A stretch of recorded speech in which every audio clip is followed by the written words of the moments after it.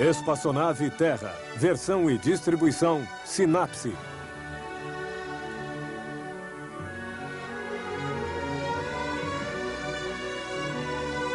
Terra, nossa nave espacial.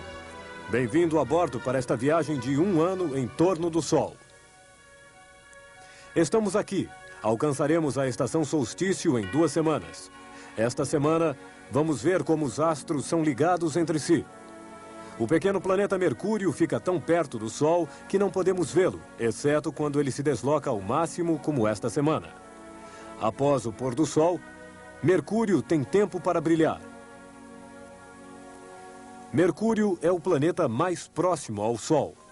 Aquele que gira mais rápido em sua órbita, uma volta completa em 3 meses, 4 vezes mais rápido do que a Terra.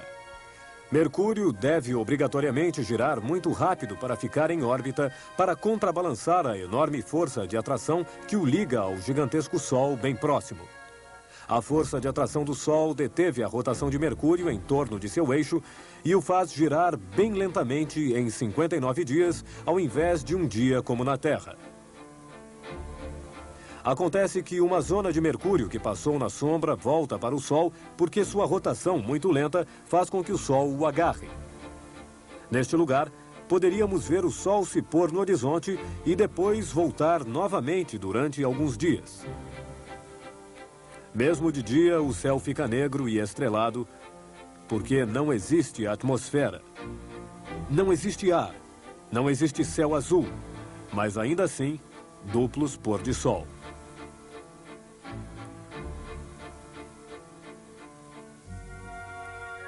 Todos os dias, visto da Terra, o Sol parece atravessar o céu da esquerda para a direita, pois a Terra gira no outro sentido, no sentido contrário dos ponteiros de um relógio. A maioria dos planetas gira em torno de seu eixo no mesmo sentido, mas não Vênus, que você pode ver nesta noite a oeste logo após o pôr do Sol. Por que Vênus não gira no mesmo sentido que a Terra e a maioria dos outros planetas? Porque ele está ligado ao Sol. Como Vênus se encontra mais perto do Sol do que a Terra, as forças de atração do Sol agem com vantagem sobre Vênus e principalmente sobre a atmosfera muito densa que envolve Vênus. Essa atmosfera de gás carbônico e de azoto tem uma pressão 100 vezes mais forte do que a nossa atmosfera terrestre. Astronautas poderiam flutuar nela sem paraquedas, estando, é claro, protegidos do calor de 400 graus centígrados. As forças de atração do Sol deformaram essa densa atmosfera venusiana. Durante bilhões de anos, essa deformação teria ralentado a rotação e desequilibrado o planeta a ponto de pará-lo e fazê-lo voltar lentamente em sentido inverso. O planeta também pode, desequilibrado, ter sido perturbado, o que explicaria sua rotação em sentido contrário ao de todos os outros planetas. Os planetas gigantes, Saturno e Júpiter, também agem sobre sua redondeza. A massa de Saturno é 100 vezes a da Terra, a de Júpiter 300 vezes. A enorme força gravitacional de Júpiter se estende a 800 milhões de quilômetros à sua direita e à sua esquerda. Sua órbita é povoada por 2 grupos de asteroides, os troianos, que flutuam no espaço a 60 graus de Júpiter, onde há um equilíbrio entre as forças gravitacionais. Os troianos formam, com Júpiter e o Sol, triângulos iguais que giram em torno do Sol com a mesma velocidade que Júpiter. O mesmo fenômeno acontece em tamanho reduzido em torno de Saturno. 3 de seus satélites, Tétis, Calipso e Telesto, gravitam na mesma órbita em ângulos de 60 graus. E numa outra órbita saturniana, ainda 3 satélites a 60 graus um do outro. Inscrevendo círculos em torno de cada satélite, esses círculos se encontram onde o vizinho está. É apenas em torno de Saturno que satélites dividem uma mesma órbita. Assim, eles desenham em tamanho grande a forma universal do hexágono que nós vemos em formato pequeno por toda a natureza, em pétalas de flores e cristais de neve. Devido à sua força de atração, a Terra pegou a Lua e a impede de girar livremente. Nós vemos sempre a mesma metade, a mesma face da Lua. O Sol ilumina sempre uma metade da Lua, a metade voltada para o Sol, em amarelo, mas que não corresponde à metade em azul, voltada para nós. Hoje, a metade voltada para o Sol e a face visível da Lua cobrem-se um pouco. Esta parte iluminada é o crescente da Lua. Em sua progressão, a metade voltada para o Sol, em amarelo, e a face visível da Lua, em azul, cortam-se pela metade. É a meia-lua. Na lua cheia, a face visível da Lua voltada para nós corresponde exatamente à metade que está voltada para o Sol, e lá nós não vemos um crescente, mas toda a metade iluminada pelo Sol. A lua cheia toda redonda.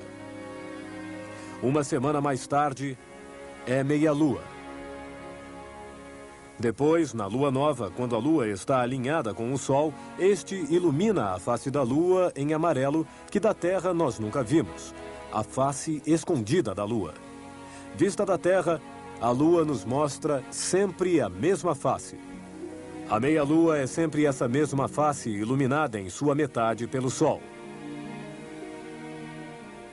E a outra metade, a esquerda, é a face escondida da Lua?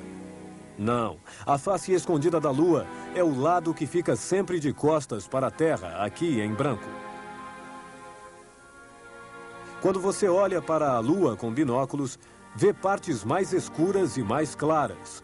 Montanhas e crateras, impactos deixados por asteroides há bilhões de anos. Depois, algumas regiões da Lua foram inundadas pela lava vulcânica, cobrindo as crateras e formando as partes mais lisas. Essas partes ficaram quase intactas, com poucas crateras, porque as colisões de asteroides, muito numerosas na época em que o sistema solar se formou, diminuíram pouco a pouco. Em compensação, sobre a face escondida da Lua, fotografada por sondas espaciais, há crateras por toda a parte. Por quê? Esse é o lado que não é protegido pela Terra, o lado que é voltado para o exterior, e é de lá que vêm os asteroides, não do lado da Terra. Portanto, é a face escondida da Lua que recebe mais golpes, sendo por isso coberta de crateras.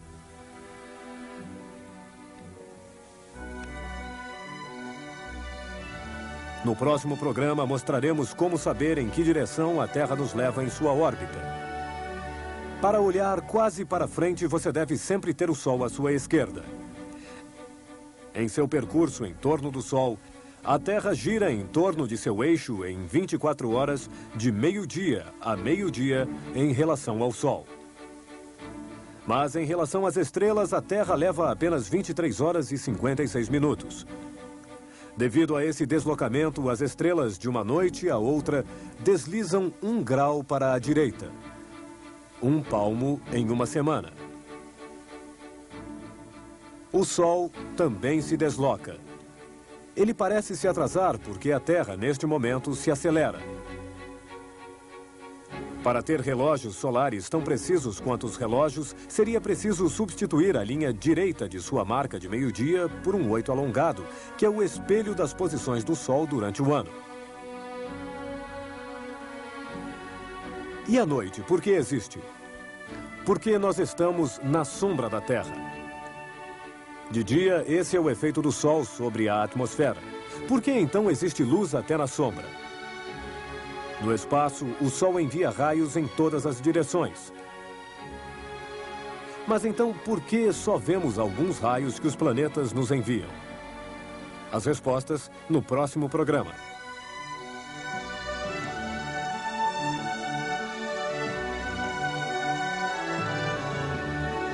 Boa viagem, todos em órbita.